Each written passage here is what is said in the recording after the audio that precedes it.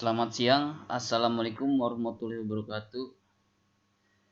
Mahasiswa dan mahasiswi yang budiman, pada siang ini, pada kesempatan ini saya akan menjelaskan bagaimana mengenal makhluk hidup dan lingkungannya. Hal ini sangat penting sekali karena dengan mengenal lingkungan serta makhluk hidup yang ada di dunia ini, otomatis sifat apatis kita akan hilang dan akan menjadi peduli terhadap lingkungan. Dan itu bergantung pada Anda. Anda memiliki sifat apatis atau peduli terhadap lingkungan. Yang bisa menjawab adalah diri Anda sendiri. Baik, langsung saja. Mengenal makhluk hidup dan lingkungannya.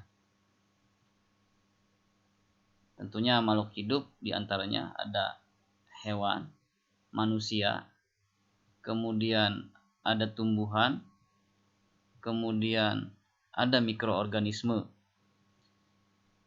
Oke. Hewan dan manusia tentunya dia akan menghasilkan atau mengeluarkan zat karbon dioksida. Sementara pada hewan, selain karbon dioksida, dia juga menghasilkan gas metan. Nah, gas metan ini sangat panas dan bisa mencemari lingkungan. Pada mulanya, di tahun 2010 atau 2011, penyebab utama pemanasan global adalah karbon dioksida. Tapi sekarang telah diketahui bahwa penyebab utamanya adalah yaitu gas metan atau CH4. Ini akibat karena adanya industri peternakan. Baik, nanti setelah ini akan saya jelaskan. Kemudian pada tumbuhan menghasilkan oksigen. Nah, tumbuhan merupakan makhluk hidup satu-satunya yang memproduksi oksigen. Sehingga ini sangat penting sekali bagi khalayak banyak untuk manusia, hewan maupun untuk mikroorganisme. Sangat penting sekali. Dengan adanya oksigen kita bisa hidup, bisa bernapas atau berrespirasi. Kemudian mikroorganisme terdiri dari protista, jamur, bakteri, dan virus. Nanti akan saya bahas terkait protista, jamur, bakteri, dan virus yang sedang tren, yaitu virus corona. Baik, karbon dioksida itu sangat dibutuhkan oleh tumbuhan untuk melakukan proses fotosintesis, sehingga tumbuhan bisa berkembang dan tumbuh dengan baik dengan adanya karbon dioksida. Dan dengan tumbuhan juga, karbon dioksida yang ada di lingkungan yang dikeluarkan oleh pabrik industri dan perusahaan-perusahaan serta oleh kendaraan bermotor itu bisa diminimalisir oleh tumbuhan. Kemudian gas metan juga bisa ditangkap oleh tumbuhan. Kemudian akar tumbuhan juga dia bisa menyerap air sehingga mencegah terjadinya banjir ketika terjadi hujan yang sangat deras dan tidak henti-henti. Tumbuhanlah yang menyelamatkan untuk mencegah terjadinya banjir. Karena memiliki akar, terutama tumbuhan dikotil, akarnya bisa bermeter-meter panjangnya, ada yang sampai 10 meter sehingga dia bisa mengambil dan mengikat air yang dia butuhkan. Sehingga terjadinya banjir itu akan tercegahkan.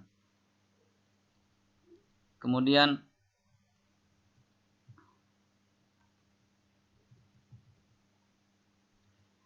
oksigen yang dibutuhkan oleh manusia dan hewan untuk kelangsungan hidupnya, untuk berrespirasi.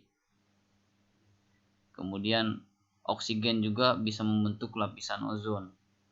Ini dengan bertambahnya satu O, kemudian menjadi O3, sehingga kita terlindungi dari berbagai macam benda asing dari atmosfer, ya, dari di luar bumi.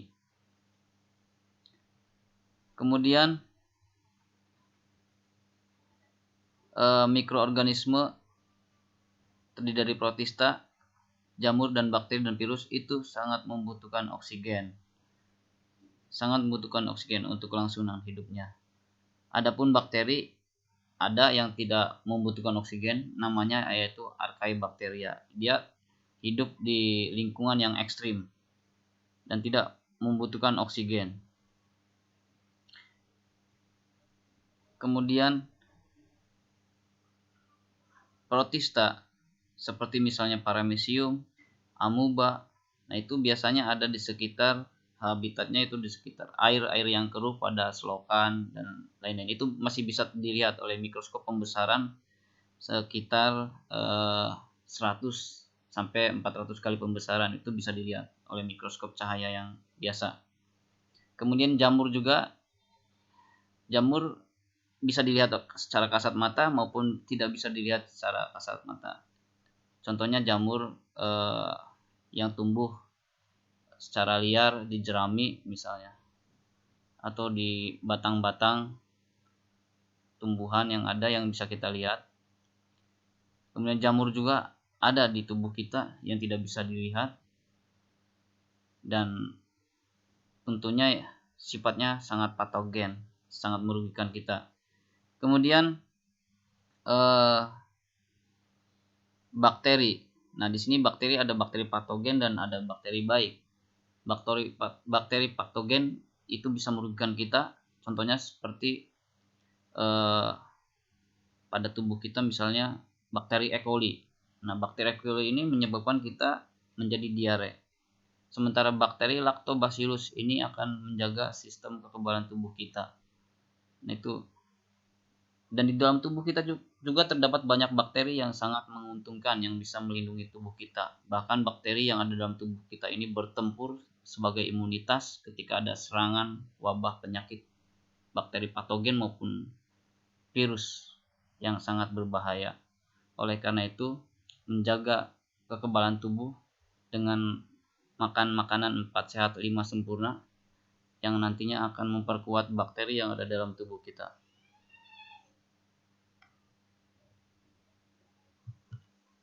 Pada saat ini, virus yang sudah mewabah adalah virus corona yang kita kenal dengan COVID-19. Ini sedang tren, bahkan kita pun bisa belajar dengan model pembelajaran e-learning ini karena disebabkan oleh virus tersebut. Virus, kita ketahui bahwa mereka adalah hidup ada di dua perantara, bisa disebut dengan benda mati dan bisa disebut makhluk hidup. Disebut makhluk hidup karena mereka memiliki RNA dan memiliki kapsid yang terdiri dari protein. Nah, mereka bisa membentuk itu, mereka sangat membutuhkan protein dari inangnya, dari makhluk hidup yang diinfeksinya, sehingga mereka bisa tumbuh berkembang di dalam inangnya yang diinfeksi tersebut. Sementara virus bisa disebut benda mati karena mereka bisa dikristalkan. Pada umumnya, virus itu mereka hanya hidup pada inangnya yang terinfeksi. Tetapi kalau inangnya atau makhluk hidup tersebut sudah mati karena virus tersebut, otomatis virusnya akan ikut mati. Pada umumnya seperti itu. Tapi pada virus corona ini, ketika makhluk hidup atau inangnya yang diinfeksi mati, virus tersebut masih tetap hidup dalam hitungan 3 jam. Ya, setelah 3 jam, kemungkinan virus tersebut akan mati atau mengkristal. Jadi intinya bukan berarti virus itu mati. Sebenarnya virus itu tidak bisa dimatikan karena mereka bisa mengkristal.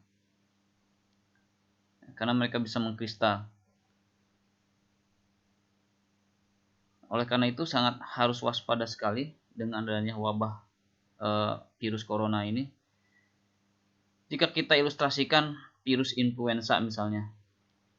Virus influenza ini sebenarnya semua manusia terinfeksi oleh virus influenza.